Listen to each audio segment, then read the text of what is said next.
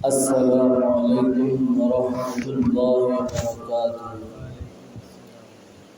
إن الحمد لله جميعا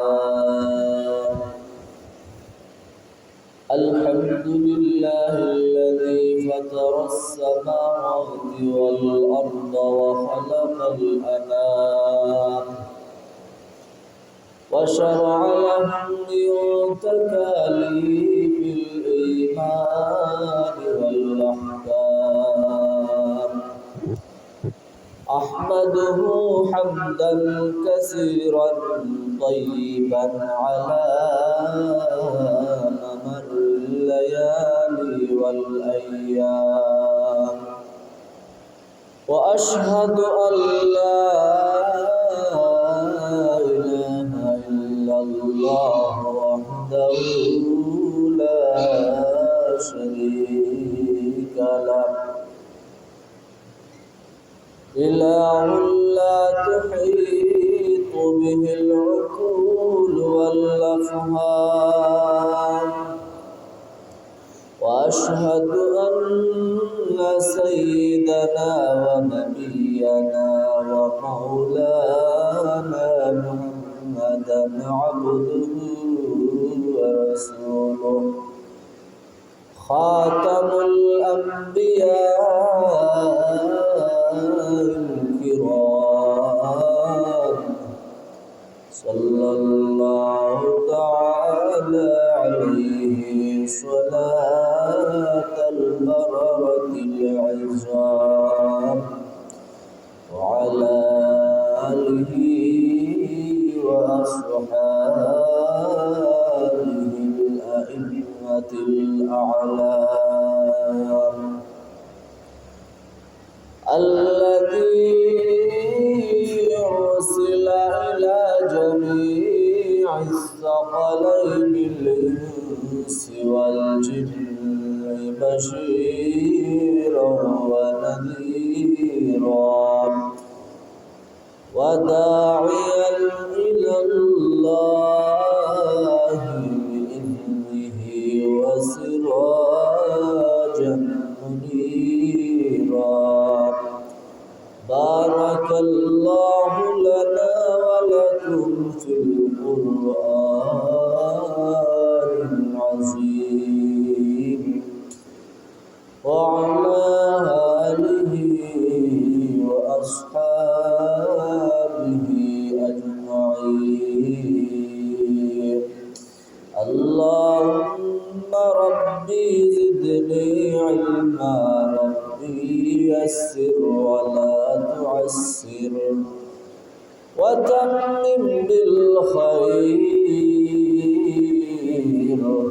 رب اشرح لي صدري ويسر لي أمري واحلل عقدة من لساني يفقه قولي وبك نستعين يا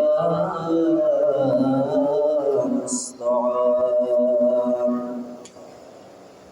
أما بعد فأعوذ بالله من الشيطان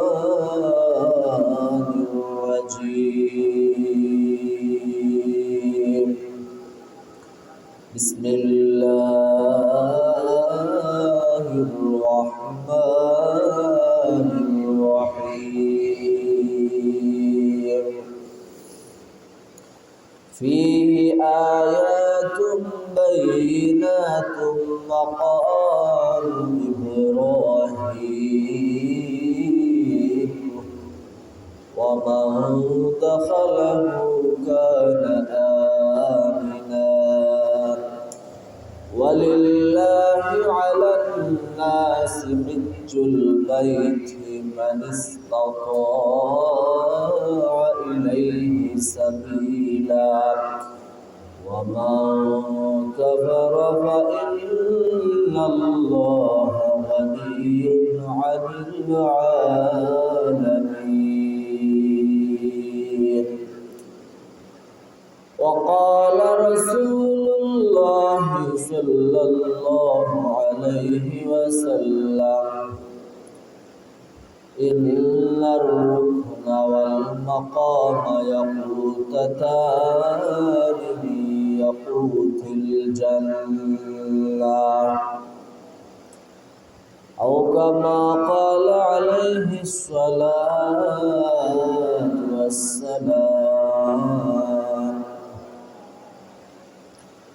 بل حج لله فلم يرفث ولم يفسق رجع كيوم ولدته أمه إن الله وملائكته يصلون على النبي يا أيها الذين آمنوا صلوا عليه وسلموا تسليما اللهم صل على سيدنا مولانا محمد وعلى آل سيدنا مولانا محمد اللهم صل على سيدنا مولانا محمد وعلى آل سيدنا مولانا محمد يا جوري বাংলার হাওয়া উড়িয়া যাও রে মদিনা আমরার সালাম পৌঁছাই দিও দয়াল নবীর পাক রওজায় আল্লাহুম্মা সাল্লি আলা سيدنا مولانا محمد وعلى آل سيدنا مولانا محمد ذكر غرفنا بنيسر ربنا জীবনের চলিয়া যাব আখিরাতের ঠিকানা আল্লাহুম্মা সাল্লি আলা সাইয়্যিদিনা মাওলানা মুহাম্মদ ওয়া আলা আলি সাইয়্যিদিনা مولانا محمد بلغ العلا بكماله كشف الدجى بجماله حسنت جميع خصاله صلوا عليه وآله لا إله إلا الله لا إله إلا الله لا إله إلا الله لا إله إلا الله لا إله إلا الله لا إله إلا الله حسبي ربي جل الله قلبي غير الله لا إله إلا الله لا إله إلا الله لا إله إلا الله أشمل جامل غير الله چندرا سورج غير الله إلا الله لا إله إلا الله لا إله إلا الله এই কলিমা যে পড়িবে মরণ বেলা কাজে লাগিবে লা ইলাহা ইল্লাল্লাহ লা ইলাহা ইল্লাল্লাহ লা ইলাহা ইল্লাল্লাহ এই কালিমা যে পড়িবে মরণ বেলা কাজে লাগিবে লা ইলাহা ইল্লাল্লাহ লা ইলাহা ইল্লাল্লাহ লা ইলাহা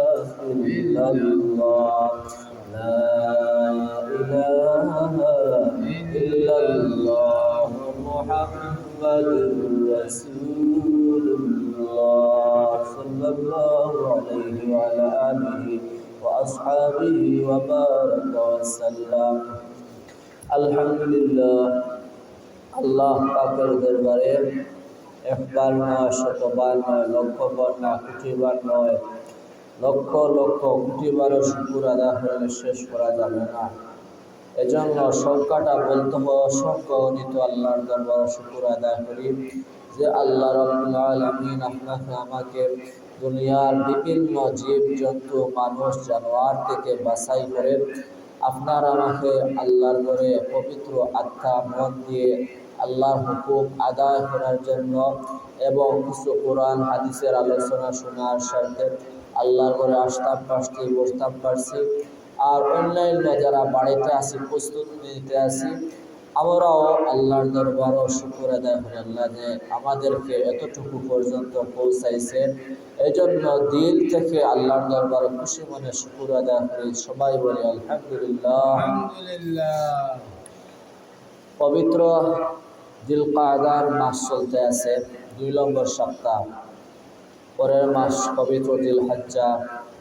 গত জুমায় এই সম্পর্কে আলোচনা করছিলাম, অর্থাৎ যে গড়কে নিয়ে, যে গড়কে কেন্দ্র করে এই মানুষের আলাদা সারা বিশ্বব্যাপী শুরু হয়েছে, সেগুলো হলো গিয়া মক্কা, অর্থাৎ পবিত্র মক্কা, মক্কা মুআজ্জামা, কাবাগর। এই গড়ের কিছু আলোচনা করছিলাম, বলতে ইতিহাস করছিলাম কিভাবে এই গড় দুনিয়াতে আসলো, আর কতবার এই গড় কতজনের মাধ্যমে নির্মিত হয়েছে, কতজন ভাগ্যবান মানুষের মাধ্যমে, এ সম্পর্কে আলোচনা হয়েছে। অর্থাৎ সর্বপ্রথম আল্লাহ তাআলা এই গড়কে ফেরেশতাদের দিয়া সৃষ্টি করাইছিলেন। আর এই গড়ের আগে 7 আসমানের উপরে এই বায়তুল্লাহ শরীফের উপরে একটা গড় আছে, বাইতুল মামুর। এই গড় প্রথমে ফেরেশতাগণ প্রদক্ষিণ করছিলেন, অর্থাৎ ঘুরছিলেন, চক্কর দিছিলেন। তারপর আল্লাহ রাব্বুল আলামিন ফেরেশতাদের যে দুনিয়ার জমিনে, দুনিয়ার মধ্যবর্তী স্থান বলা হয় আরব কান্ট্রিকে মিডল ইস্ট, অর্থাৎ মধ্যবর্তী স্থান, অর্থাৎ মধ্যবর্তী কোনো স্থানে যদি একটা আলো জ্বালায় দেওয়া হয় কোনো একটা গড়ে, তাহলে গড়ের চতুর্পার্শ্ব সমান আকারে আলো দিবে। তদ্রূপ আল্লাহ তাআলা হেদায়েতের আলো, রহমতের বার্তা এই পবিত্র খানা কাবা মক্কা মুআজ্জামাকে আল্লাহ রাব্বুল আলামিন পৃথিবীর মধ্যবর্তী স্থানে সৃষ্টি করছেন, যাতে করে সারা বিশ্বের আল্লাহর বান্দাবান্দিদেরকে এই গড় থেকে হেদায়েতের আলো সবার অন্তরে পৌঁছতে পারে, সবাই এই গড়ের দ্বারা রহমত লাভ করতে পারে। এই জন্য আল্লাহ তাআলা এই খানায় কাবাটা পৃথিবীর মধ্যবর্তী স্থানে দান করছিলেন। আর ফেরেশতাগণ আল্লাহ তাআলার সাথে কিছু জানতে চাইছিলেন যে আল্লাহ মানুষ কেন সৃষ্টি করবেন। আল্লাহ তাআলা বলছিলেন, আমি যা জানি তোমরা তাই জানো না। এই পরিপ্রেক্ষিতে ফেরেশতাগণের মনক্ষুণ্ণ হয়ে গেল, তারা তাদের ভিতরে ভয় ঢুকে গেল, হয়তো আমরা কোনো অপরাধ করেছি। আল্লাহ রাব্বুল আলামিনের দরবারে তারা ফরিয়াদ করল, অর্থাৎ তাদের এই বাইতুল মামুর 7 আসমানের উপরে, আমাদের কাবা করে সোজাসুজি উপরে এই বাইতুল মামুরে আল্লাহ তাআলার তাসবিহ গে আল্লাহর কাছে মাপ চাইয়া এই বায়তুল মামুরকে তারা প্রদক্ষিণ করলো। আল্লাহ তাআলা বললেন তোমরা এটা করে শোনো। তারা বলল আল্লাহ আমাদের অপরাধ হয়েছে, হয়তো আমাদের কোনো গুনাহ হয়েছে, এজন্য আপনার কাছে আমরা মাফি চাইতেছি, আপনার ঘরকে প্রদক্ষিণ করে তসবিহ আপনার গাইতেছি। আল্লাহ তাআলা বলেন এটা তো স্বাভাবিক ঘটনা, তোমাদের জানার ইচ্ছা হয়েছে, জানার মধ্যে কিছু ভুল হইতে পারে, এজন্য তো তোমাদের এমন কোনো হয়েছে না। আল্লাহ তাআলা ফেরেশতাদের এই তসবিহ এবং প্রদক্ষিণের পরিপ্রেক্ষিতে বললেন তাহলে ফেরেশতারা তোমরা জানিয়ে রাখো, তোমরা যেরকম মনে করতেছো সামান্য ভুলের কারণে আমাদের মাফ চাওয়া উচিত, আল্লাহর তসবিহ গাওয়া উচিত, তাহলে জমিনেও এরকম আমার এমন কোনো বান্দাবান্দি মানুষ তৈয়ার করব দেখবে তারা যদি দুনিয়ার মধ্যে কোনো গুনাহ করে থাকে, কোনো অপরাধ করে থাকে, তাহলে এই দুনিয়ার মধ্যবর্তী স্থান খানা কাবাকে তারা প্রদক্ষিণ করে আমার তসবিহ গাইবে, আমার কাছে মাফি চাইবে, তাদেরকে আমি নির্মাসুম নিষ্পাপ সদ্য মার গর্ভ থেকে জন্ম নেওয়া বাচ্চার মতো নিষ্পাপ বানিয়ে দেবে। সুবহানাল্লাহ। এই লোকে খানায় কাবা। এরপরে এইটা খানা কাবা বিশ্বের সর্বপ্রথম ঘর। সূরা আলে ইমরানের 96 আয়াত নম্বর তিলাওয়াত করছিলাম, এ সম্পর্কে কিছু আলোচনা করছি। কিছু লম্বা এক আয়াত আলোচনা লম্বা জুম্মার ছিল সময় কম, যাই হোক এক আয়াত করিয়া এই জুম্মা পরের আয়াত তার 97 আয়াত তিলাওয়াত করছি। আয়াতের মধ্যে আল্লাহ তাআলা বলেন, এই আয়াতের মধ্যে খানায়ে কাবার প্রধান 3টি বৈশিষ্ট্য আল্লাহ তাআলা বর্ণনা করেছেন। 3টি বৈশিষ্ট্য, এর মধ্যে প্রথম নম্বরে আল্লাহ তাআলা বলেন ফিহি আয়াতুন বাইনাতুম মাকাম ইব্রাহিম।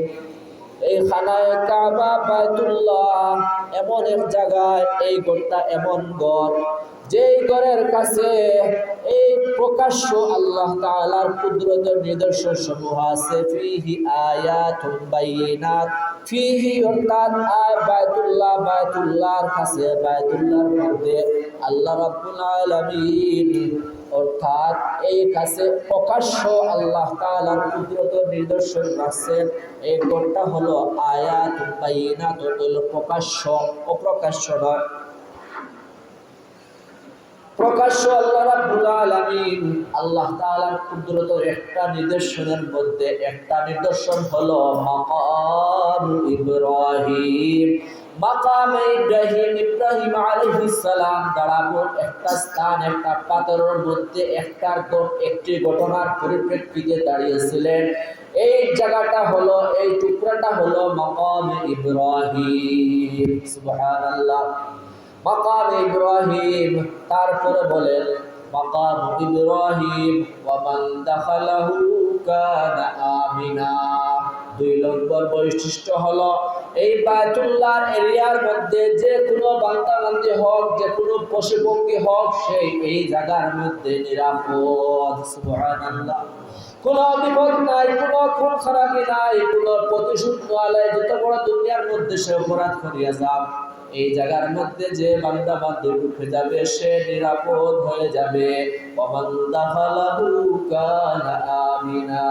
ওরে আল্লাহ তাআলা বলেন এই ঘরের 3 নম্বর বৈশিষ্ট্য, আমার ঘরের 3 নম্বর বৈশিষ্ট্য ওমান দাখালাহু কানা আমিনা ওয়ালিল্লাহি আলান নাসি হিজ্জুল বাইতি। অর্থাৎ এই ঘরের প্রদক্ষিণ করা, হজ করা, সারা বিশ্বের মানুষের জন্য হজ করা, প্রদক্ষিণ করা এই ঘরের একটা মাহাত্ম্য এবং বৈশিষ্ট্য। কাদের জন্য? আল্লাহ তাআলা বলেন মান ইসতাতা ইলাইহি সাবিলা। এই ঘরে আসা যাওয়ার মতো যার খরচ আছে, সামর্থ্য আছে, সেই ব্যক্তির জন্য এই ঘরের হজ করা, এই পবিত্র ঘরের হজ করা তার উপরে আল্লাহ রাব্বুল আলামিন ফরজ করে দিয়েছেন। ওমান কাফারা ফাইন্নাল্লাহা গানিয়্যুন আনিল আলামিন। 3 নম্বর বৈশিষ্ট্যের সাথে আল্লাহ তাআলা কিছু শর্ত সারাই দেওয়ার পরে হুকুম আহকাম দিয়েছেন। অর্থাৎ যাদের উপরে হজ ফরজ হওয়ার পরেও সামর্থ্য সত্য থাকার পরেও যারা অস্বীকার করবে কাফারা ফাইনাল্লাহা গানিয়্যুন আনিল আলামিন, এদেরকে শাস্তি শুরু রব্বুল আলামিন বলতে আছেন। তাহলে এই সব লোকেরা জানিয়ে রাখো, এরা যদি অস্বীকার করে তাদের জন্য হজ ফরজ হওয়ার পরেও করে না, অবহেলা করে, মাল কমে যাইব, জানিয়ে রাখো আমি রব্বুল আলামিন আল্লাহুস সামাদ, অর্থাৎ আমি আল্লাহ অমুখাপেক্ষী, সমস্ত বিশ্ব থেকে আমি অমুখাপেক্ষী। আমার কোনো, তুমি যদি হজ ফরজ হওয়ার পরে হজ করো না, তাহলে আমার আল্লাহর কোনো আসে যায় না, তোমারই বরং ক্ষতি হবে, তোমারই ক্ষতি হবে। এজন্য হজ ফরজ হওয়ার বিধানটাও এই আয়াত থেকে শুরু হয়েছে। পরের নম্বর, আমি আল্লাহর হাবিব সাল্লাল্লাহু আলাইহি ওয়াসাল্লাম হাদিসে নববী থেকে হাদিস দুইটা তেলাওয়াত করছিলাম। এর মধ্যে হলো একটা হাদিস, ইন্নার রুকনা ওয়াল মাকামা ইয়াকুতাতানি মিন ইয়াকুতিল জান্নাহ, অর্থাৎ মাকামে ইব্রাহিম নিয়ে আল্লাহর হাবিব সাল্লাল্লাহু আলাইহি ওয়াসাল্লাম বলেন, মাকামে ইব্রাহিম এবং হজরে আসওয়াদ, রুকুনে আসওয়াদ অর্থাৎ হজরে আসওয়াদ পাথর, এবং যে মাকামে ইব্রাহিম নামে একটা পাথর আছে, ইব্রাহিম আলাইহিস সালাম এই পাথরের উপরে দাঁড়াইয়া কাবাঘর নির্মাণ করছিলেন। এই দুইটা পাথরের উপর আল্লাহর হাবিব সাল্লাল্লাহু আলাইহি ওয়াসাল্লাম বলেন, এই দুইটা জান্নাতের দুইটা ইয়াকুত পাথর। সুবহানাল্লাহ।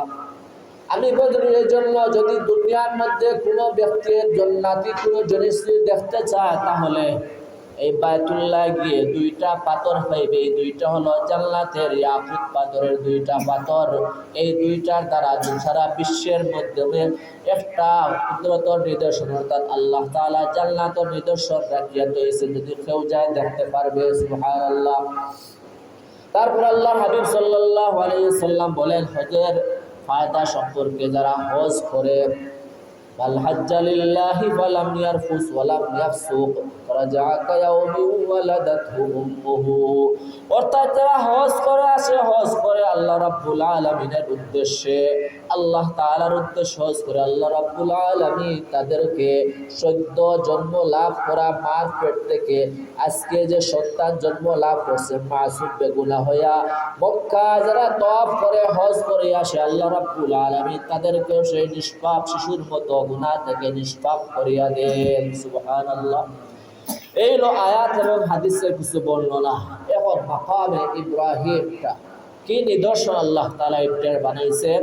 মাকামে ইব্রাহিম বলা হয়, হযরত ইব্রাহিম আলাইহিস সালাম একটা পাথরের উপরে দাঁড়াই আল্লাহর হুকুমে মাকামে ইব্রাহিম অর্থাৎ বায়তুল্লাহ, আল্লাহর ঘর পবিত্র খানা কাবার নির্মাণ করছিলেন, সংস্কার করছিলেন। এই সংস্কার করতে গিয়া তার একটা ঘর বানাইতে গিয়ে দেখা যায় মিস্ত্রি তার কি লাগে, হাড় বান্ধা লাগে, উষা কোনো জিনিস লাগে, উষা দুটো খাস করতে হলে ইব্রাহিম আলাইহিস সালাম বলা হয় প্রথমে একটা ছোট পাথরের উপরে উঠিয়া নিচের ওয়ালগুলা গাচ্ছিলেন পাথর দ্বারা। সাথে ছিলেন সুলতান হযরত জবিহুল্লাহ হযরত ইসমাইল আলাইহিস সালাম, উনি আনিয়া পাহাড় থেকে আনিয়া পাথর দিচ্ছেন বাবাকে। এক পর্যায়ে দেখা গেছে এই ছোট পাথরের দ্বারা দেখা যায় উপরের ওয়ালগুলারে গাঁথনি দেওয়া যাইতেছে না। পরবর্তীতে তারা ম্যানেজ করলেন, বলা হয় এই পাথরটা আবু কুবাইস নামে একটা পাহাড় আছে, চাষা হয়তো গেলে দেখতে পারছেন, জানতে পারছেন। এই পাহাড় থেকে বলা হয় এই পাথরটা আনিয়া উষা একটু পাথর, খবর উষা পরিমাণ পাথর বলা হয়, গেছি না কিতাবের ভাষা বলতেছি যতটুকু জানা, খবর উষা পরিমাণ এতটুকু একটা পাথর আছে। এই পাথরের উপরে দাঁড়ায় ইব্রাহিম আলাইহিস সালাম কাবাগরের দেওয়াল নির্মাণ করছিলেন। এখন কোনো সময় এই পাথরে দাঁড়াইয়া এক সময় উপরে উঠিয়া নির্মাণ করতে হয়, এক সময় নামতে হয়।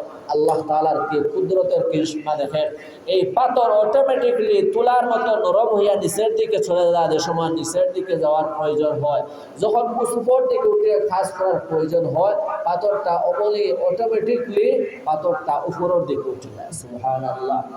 আল্লাহ তাআলা বলেন ফিহি আয়াতুন বাইয়িনাত, এজন্য তোমরা যদি আমার কুদরতের কোনো প্রকাশ্য নিদর্শন দেখতে চাও, অথচ একটা নির্জীব একটা প্রাণী, এত শক্ত একটা জিনিস পাথরের মধ্যে মানুষের পায়ের ছাপটা কিরকম হইতে পারে, প্রায় 1 থেকে 2 ইঞ্চি পরিমাণ গর্ত হয়েছে। হযরত ইব্রাহিম আলাইহিস সালামের পায়ের চিহ্নখানা আছে, যারা গেছেন দেখছে। এই পাথরের মধ্যে মানুষের পায়ের চিহ্ন হওয়ার তো কোনো কথা নাই।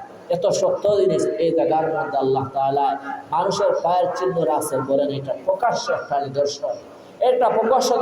এরপরে বলেন আরো বিভিন্ন আল্লাহ তাআলার নিদর্শন আছে। জামারা নামক স্থান আছে, এই জায়গার মধ্যে মানুষকে পাথর মারে শয়তানের উদ্দেশ্যে।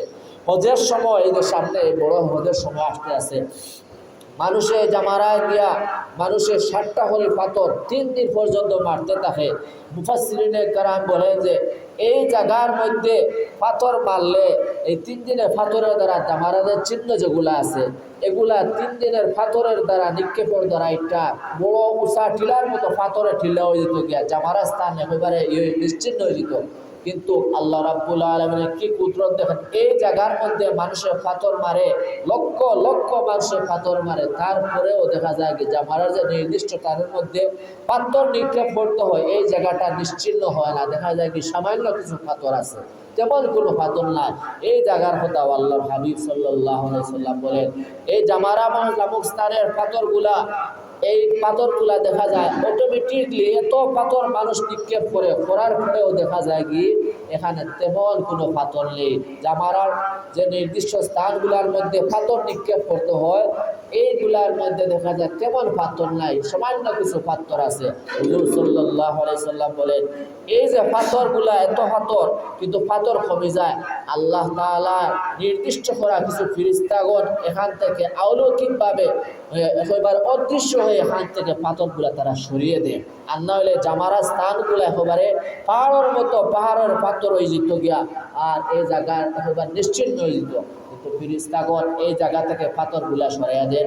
অথচ সৌদি সরকারের পক্ষ থেকে অথবা জনগণের পক্ষ থেকে এই জায়গার জন্য পাথর সরানোর কোনো লোক নিযুক্ত করা যায়, পাথর সরানোর কোনো নির্দিষ্ট লোক রাখা হয়েছে না। কিন্তু অটোমেটিকলি এই জামারা স্থানটা দেখা যায় কি সুন্দর হয়ে যায় গিয়া, পাথরের বরাত থাকে না, সামান্য কিছু পাথর থাকে।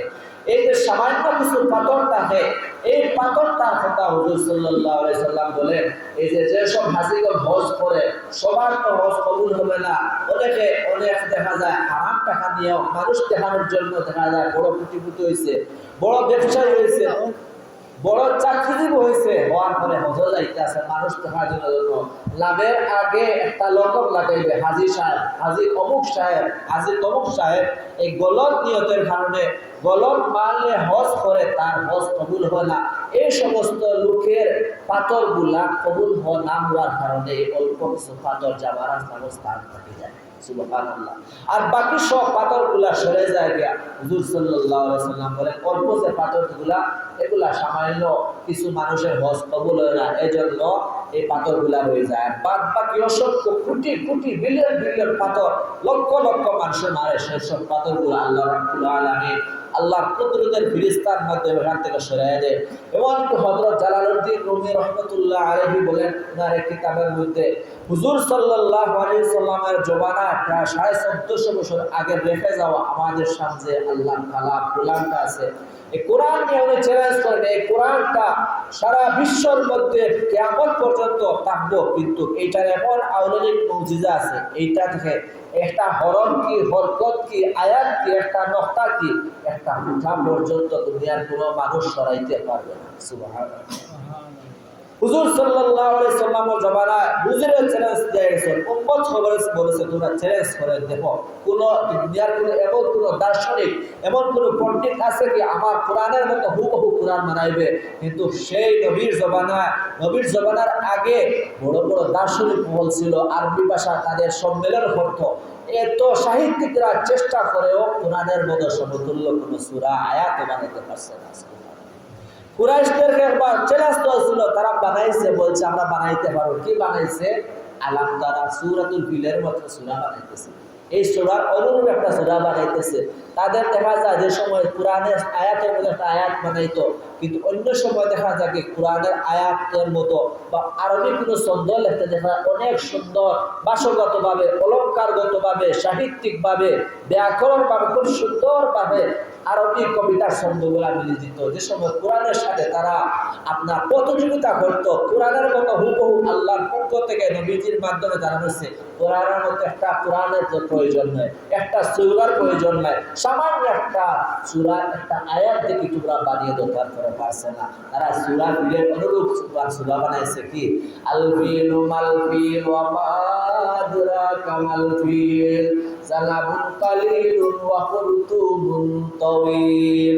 অর্থাৎ সূরা আলাম তারার অনুরূপ বানাইছে আল্লাহ তাআলা। সূরাতুল ফিল নাজিল করছেন ঘটনার প্রেক্ষিতে। অলংকার এখানের মধ্যে সাজানো আছে বান্দা বান্দির জন্য, যত দুনিয়ার ইমানদার হোক বেঈমান হোক সবার শিক্ষার জন্য এই সূরার মধ্যে সুন্দর করে অলংকার আকারে এই হাতির ঘটনা, বাদশা আব্রাহের ঘটনা আল্লাহ রাব্বুল আলামিন উল্লেখ করেছেন। আলাম তারা কাইফা ফাআলা রাব্বুকা বিআসহাবিল ফিল আলাম ইয়াজআল কাইদাহুম ফি তাদলিল ওয়া আরসালা আলাইহিম তায়রান আবাবিল। আল্লাহ তাআলা নবীজিকে বলেন, হে আমার হাবিব, আপনি কি হাতির বাহিনীর ঘটনা কি জানেন না? আলাম ইয়াজআল কাইদাহুম ফি তাদলিল, তাদের ষড়যন্ত্রকে আমি কিভাবে ধ্বংস করে দিয়েছি। অথচ আল্লাহ তাআলা চাইলে বলতে পারতেন হাতির শরীর কেমন, আমরা কি হাতি জানি না, দেখছি না? আমাদের চোখের সামনে অনেক সময় দেখা যায় হাতি, হাতি কেমন উঁচা কেমন বড়। তারা হাতির শরীরের গঠনগুলা দিয়ে একটা কোরআনের আয়াতের মতো আয়াত বানাইতেছে, বলতেছে আলফাল আলফিল মালফিল, অর্থাৎ হাতি। হাতি কি হাতি জানেন? নবীজি আল্লাহ যে নবীকে জিজ্ঞাসা বলতেছে যে আপনি কি জানেন হাতির বাহিনীর ঘটনা? এই আয়াতের পরিপ্রেক্ষিতে বানাইতেছে কি আলফিল মালফিল। হাতি কি, হাতি কি জানেন কি? এটা তো কথা হইতে পারে হাতি কি, আমি কি জানি না, আপনি কি জানেন না হাতি কি? ওয়া আদরাকা মাল ফিল, হাতি কি জানেন না? জালামুত তালিল, এইটা একটা লেজ আছে, যে লেজটা ছোট, লেজটা আমরা দেখতেছি, এটার মধ্যে আমাদের কি শিক্ষা আছে? লেজে আমার কি শিক্ষা দিবে? লেজ তো হাতির যেরকম আছে ছোট একটা লেজ আছে, লম্বা একটা সুর আছে, জালামুল কালিল তাওয়িল, তার একটা লম্বা সুর আছে। এইটাও তো দেখি এই লম্বা সুর দিয়ে আপনার আমার কি শিক্ষার আছে? এরা এই ছন্দটা বানানোর পর তারা হতবাক হয়ে গেছে, আমরা কি বানাই না, না কোনো অলঙ্কারগত কোনো ভাষাগত মিল আছে, না কোনো একটা বাক্য হয়েছে, না কোনো কোরআনের আয়াতের মধ্যে একটা সুদৃশ্য আয়াত হয়েছে না। আল্লাহ তাআলা এই কোরআনটারে কিয়ামত পর্যন্ত রাখবেন। আল্লাহ তাআলা নবীর মাধ্যমে মুজাহিদের মধ্যে রেখে গেছেন। এগুলো হলো আমাদের জন্য শিক্ষার বস্তু। এটাকে আমরা আল্লাহর উপরে ঈমান বিশ্বাস মজবুত রাখতাম।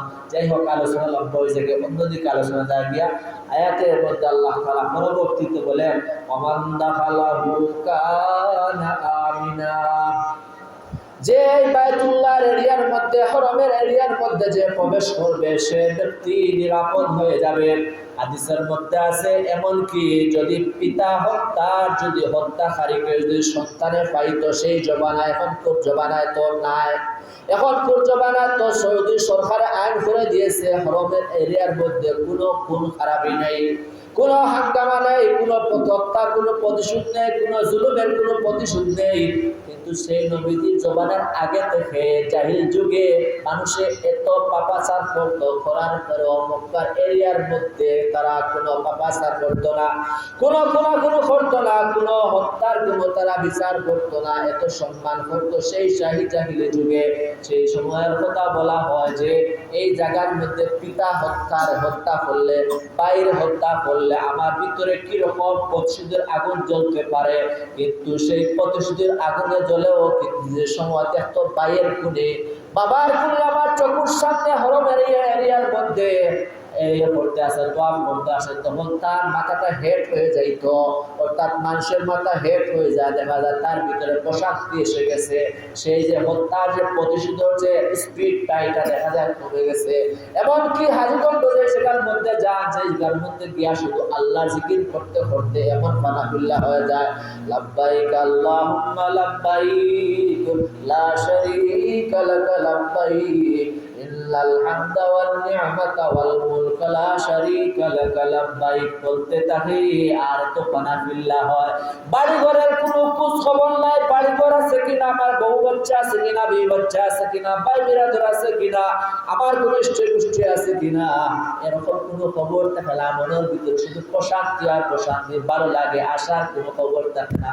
এই চাচা গেছে কয়েকদিন আগে বলছিলেন যে বাড়ি কোনো খোঁজ খবর থাকে না, মনেই থাকে না, বাড়ি থেকে ফোন দিলে যে বাইরে কথা বলা হয়।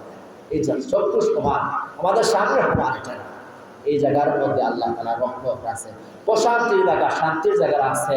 হ্যাঁ, এক সময় এই জায়গার মধ্যে নবীজির জমানায় যে সময় মক্কা বিজয় করা হয়েছিল, সেই সময় আল্লাহ তাআলা একদিন কিছু কয়েক ঘন্টার জন্য এই জায়গার মধ্যে যুদ্ধ করার অনুমতি দেওয়া হয়েছিল। হুজুর সাল্লাল্লাহু আলাইহি সাল্লাম বলেন, আমার আগেও এই হরমের এরিয়ার মধ্যে জাহিলি যুগে যদিও আল্লাহরে ডাকতো না, নাফরমানি করতো, তারপরেও লোকেরা এই জায়গার মধ্যে নাফরমানি করতো না।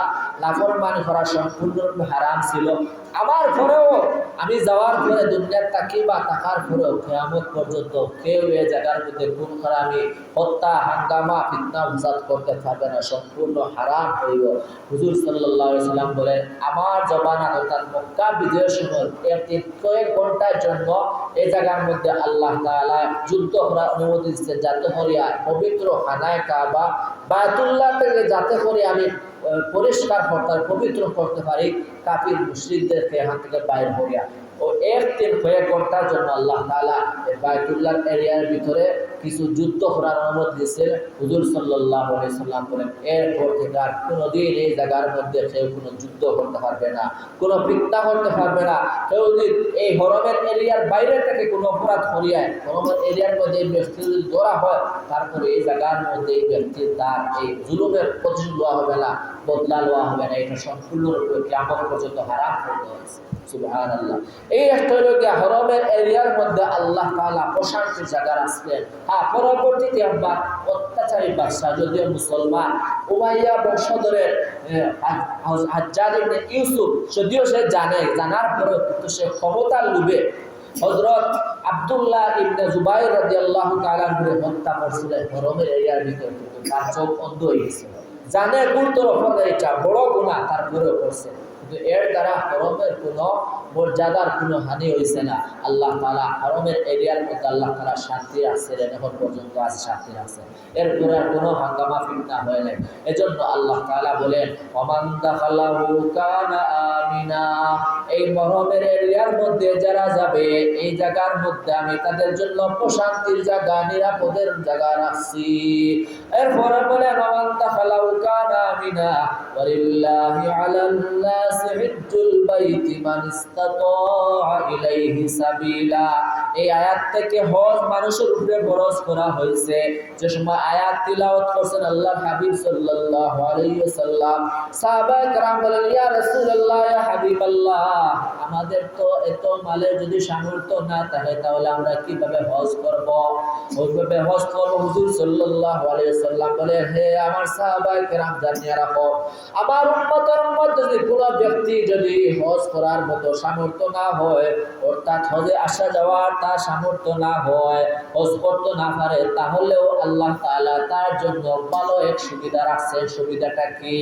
যে ব্যক্তি দুনিয়ার তাকিয়া মরণ পর্যন্ত এক ওয়াক্ত নামাজ পড়ার পরে আরেক ওয়াক্তে নামাজের ফিকিরে থাকে, অর্থাৎ এই জুম্মার নামাজ পড়ে গেছে, আসরের নামাজের আগে পর্যন্ত শুধু আসরের নামাজের ফিকিরে থাকে, কখন না জানি আসরের নামাজ এসে গেল, আমি আসরের নামাজ পড়লাম, আসর থেকে মাগরিবের অপেক্ষা, মাগরিব থেকে এশার অপেক্ষা, এশার থেকে আবার ফজরের অপেক্ষা। এরকম কোন ব্যক্তি যদি কিয়ামত তার মরণের আগ পর্যন্ত মসজিদ লাগে তার মন লাগানো থাকে, তার পাওয়ের চলাফেরা থাকে মসজিদের সাথে, রাব্বুল আলামিন বলেন, যে ব্যক্তি হজ করে এসেছে, কবুল হজ করেছে এবং তাকে আল্লাহ তাআলা নিষ্পাপ বানিয়ে দিয়েছেন হজ করার পরে, সেই ব্যক্তিকেও যে মরণ পর্যন্ত মসজিদে তাদের সম্পর্ক রাখবো, আল্লাহ তাআলা তাকেও নিষ্পাপ বানাইয়া কবরে নিবেন। সুবহানাল্লাহ। আমাদের নামাজটা দৈনিক ফরজ, এইটাও দেখেন, নামাজ তো ফরজ দেখেন কি হাজির মতো আপনার নিষ্পাপ হইয়া মরণের সময় আপনার কবরে যাইতে পারবেন। আল্লাহ তাআলা এত সুবিধা আছে, কিন্তু আমরা এখানে কোনো নিষ্পাপ সেই ব্যক্তি হজ যাইতে হইলে 8-9 লক্ষ টাকা খরচ করে সে জায়গা গিয়া নিষ্পাপ হয়, যদি হজ কবুল হয়, আর কবুল তো না হলে তার বেকারটা খাটে গেল, কোনো কাজে আসলো। কিন্তু আল্লাহ তাআলা আমাদেরকে খরচ করা লাগে না, শুধু আমলটা মজবুত রাখতে হবে। ঈমানের সাথে আমল মজবুত রাখলে আমাদেরও হজর মতো আমাদের আল্লাহ তাআলা সুবিধা রাখবে। আর রকম আল্লাহর রাসূল সাল্লাল্লাহু আলাইহি সাল্লাম বলেন, কবুল হজ, হজে যাইতে হলে হজ কবুল করানি অনেকে জানে না হজ কবুল করার অনেক মাসাইল আছে, এগুলা অনেক হজ কবুল হয় না, কিন্তু হুজুর সাল্লাল্লাহু আলাইহি সাল্লাম বলেন কবুল হজ হওয়ার আরেকটা সুবর্ণ সুযোগ আল্লাহ তাআলা আছেন গরিবের জন্য। অর্থাৎ যে ব্যক্তি ফজরের নামাজ পড়ার পরে যে জায়গার মধ্যে ফজরের নামাজটা পড়ছে এই জায়গার মধ্যে ইশরাকের রক্ত আনা পর্যন্ত বসিয়া কিছু তসবিহ তাহলিল করার পরে ইশরাকের রক্ত উঠিয়ে 2 রাকাত বা 4 রাকাত নামাজ পড়ে আল্লাহ রাব্বুল আলামিন কবুল হজ উমরার সওয়াব দান করেন। সুবহানাল্লাহ। আমরা ফজরত ঘুমান অবস্থা কেমন করে মুসলমান ঘুমাও ফজর করে কাজা, এমন তো হতে পারে জোহর তোমার জানাজা। অনেক মানুষ ঘুমন অবস্থা মৃত্যুবরণ করে। আমরা দেখা যায় ফজরের সময় কি ফজরের আগেও দেখা যায় যদি কোনো সুবর্ণ সুযোগ কোনো ঘোষণা দেওয়া হয় ইউনিয়নের মধ্যে অথবা উপজেলার মধ্যে আজকে তাহাজ্জুদের সময় ফজরের আগে মানুষকে এক বস্তা করে টাকা দেওয়া হবে, দেখা যাবে রাত্রে করে ফের ঘুম নাই, আবার কেউ যদি ঘুমায় তাহলে টাইমের আগে দেখা যাবে এই টাকা নেওয়ার জন্য লাভ উপভোগ করার জন্য টেনশনে অটোমেটিক দেখা যাবে তাকে কেউ টাকা লাগবে না, কোনো অ্যালার্ম দেওয়া লাগবে না, মোবাইলের মধ্যে ঘড়ির মধ্যে অটোমেটিক সে যাবে তার লাভ গ্রহণ করার জন্য সে কি করবে উপজেলায় অথবা ইউনিয়নের মধ্যে অথবা প্রধানমন্ত্রীর কাছে চলে যাবে। অথবা আমাদের মধ্যে দেখা যায় অনেক আমাদের দেশের মানুষ প্রবাসের জিন্দেগিতে আছে, প্রবাসে যাইবে রাত্রে 3টার সময় লাইট দেখা যায় 2টার সময় সে হজা হয়ে গেছে, কোনো ঘুম নেই, তার এই সময় ঘুম ভাঙতে পারে লাভের সময়। অথবা দেখা যায় ভূমিকম্প দিছে রাত্রে 2টা-3টার সময় ভূমিকম্প দিছে, দেখা যায় মানুষ কোর থেকে দৌড়িয়া ঘুম খেয়ে বাইর হয়ে যায়, এই সময় ঘুম ভাঙে। কিন্তু আল্লাহর বান্দার কি কবরের আযাবের কি ভয় নাই? ও আল্লাহর বান্দা, আপনি ঘুমাইতেছেন, হয়তো ফজরের পরে আপনার জানাজা হইতে পারে, ফজরের সময় ঘুমাইতেছেন, ফজরের নামাজ কাজা করে, কিন্তু জোহরের সময় আপনার হয়তো জানাজা আবার হইতে পারে। আল্লাহ পরের কথা স্মরণ রাখতে হবে যদি আমল মজবুত করতে হয়।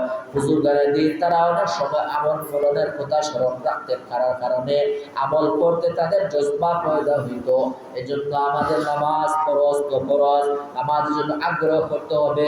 আজ সামনের মতো যদি আমরা হজ লাভ করতে পারি, হজের সওয়াব লাভ করতে পারি, তাহলে মসজিদের সাথে নামাজের সাথে আমাদের ঘনিষ্ঠ সম্পর্ক রাখতে হবে। কিন্তু মুসলমান মসজিদের মধ্যে আসে কিন্তু দেখা যায় মুনাফিকের মতো স্বভাব, মুনাফিকের রকম মসজিদে সবার লাস্টে আসে, শেষে আসে, আবার দেখা যায় সবার আগে মসজিদ থেকে বাইর হয়ে যায়।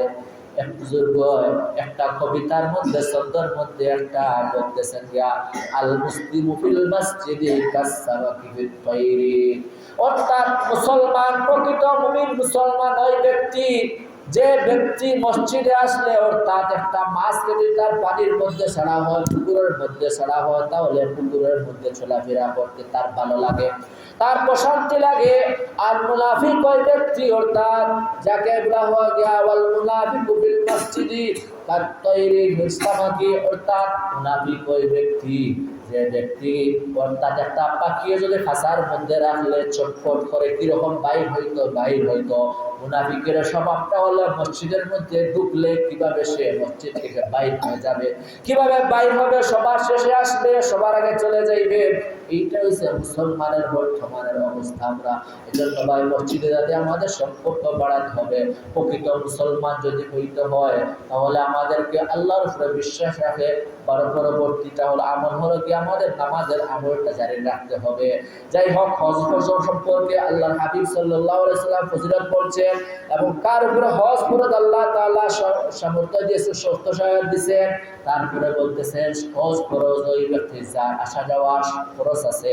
এবং মহিলাদের ব্যাপারে বলা হয় মহিলারা যার উপরে হজ ফরজ হয়েছে কিন্তু হজে আসা যাওয়ার মতো টাকা হয়েছে, এবং মহিলার সাথে এগানা পুরুষ রাখতে হয়, নিজের স্বামী বা নিজের ছেলে বা নিজের বাপ রাখিয়া যদি এরকম কোনো মানুষ মিলাইতে পারে নিজের টাকায় বা যে যাকে নিবে তার টাকা দিয়ে যাইতে চায়, তাহলে সেই মহিলার তখন হজ ফরজ হয়।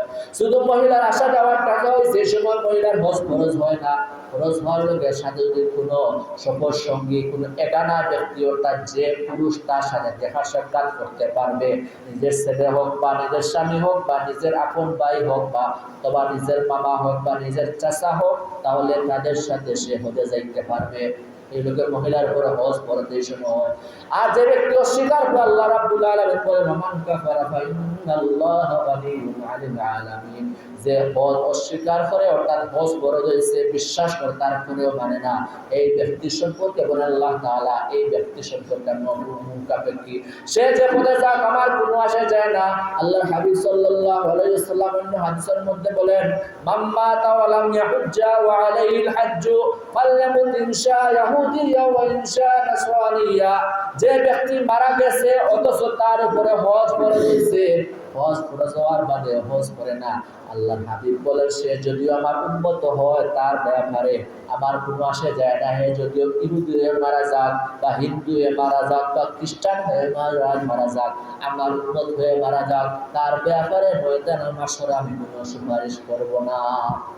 আল্লাহু আকবার। আল্লাহর হাবিব উম্মতের জন্য দুনিয়া আখিরাতে এমনকি মেরাজের রাত্রিতে কিয়ামতের দিন আল্লাহর আরশের নিচে উম্মতের জন্য ফানাফিল্লাহ হইয়া নিজের ফিকির ছাড়িয়া এত কান্নাকাটি করবেন, কিন্তু হুজুর এত বড় বদুয়া দিয়েছে আমার উম্মতের হজ ফরজের পরে হজ ফরজ হয় না, তার ব্যাপারে আমার খুব আসে যায় না। যাই হোক আল্লাহ তাআলা আমাদেরকে যাতে হজ ফরজ আদায় করতাম, আর হজ ফরজ হয়েছে না নামাজের মাধ্যমে ইশরাকার নামাজের মাধ্যমে আমরা কবুল হজর সওয়াব লাভ করতাম পারবো, অথবা দৈনিক নামাজ আমরা 5 ওয়াক্ত ফরজ তো ফরজ নামাজের সাথে সম্পর্ক রাখতাম, এক ওয়াক্ত নামাজের সাথে আরো ওয়াক্ত কিভাবে আসতেছে সেই ওয়াক্ত নামাজ কিভাবে আদায় করতাম এই সম্পর্ক রাখো। আল্লাহ তাআলা আমাকে মাসুম বেগুনাহ বানাইয়া খবর দিবে। আল্লাহ তাআলা আমাদের এই তিনটা বৈশিষ্ট্য জানিয়ে আমল করার তৌফিক দান করুন। আমিন। ওয়া মা আলাইনা ইল্লাল বালাগ।